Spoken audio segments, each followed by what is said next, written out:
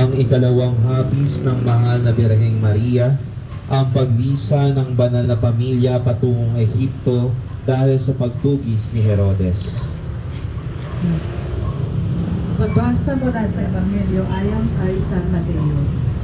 Pagkaalis ng mga batas, nagpakita at nagsabi kay Jose sa panaginip ang isang anghel ng Panginoon.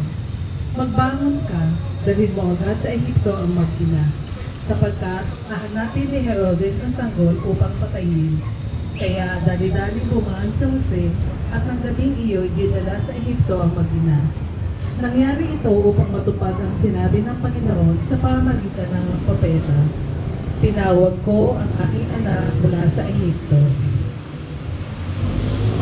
Birheng na nahahapis, ibig naming makiisa, mahal na ina, sa sakit, pagod, at kakulangang nadama mo nang kayo ay naglakbay at manirahan sa Ehipto. Alang-alang sa sakit na ito, ay ituro mo sa amin na maging matapat sa Diyos sa pagtupad sa kanyang mga kautusan. Maging tulad mo nawa kami na matapat, hindi lamang dahil sa udyok ng kautusan, kundi dahil ito ay udyok ng pagmamahal. Amen.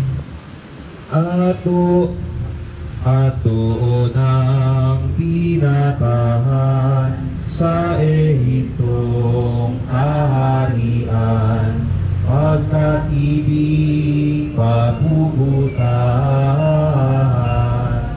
iyong haring pangkalasan, ang sanggol na bagong hirang.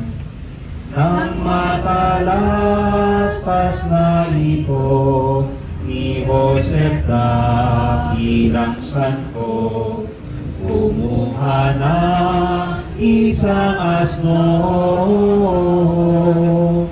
at isinakay narito ang Birhen Santo ng inyo at pinanganabukasan gabi niya oy nagsipanaw, dilim na di ano lamang, ngunit ang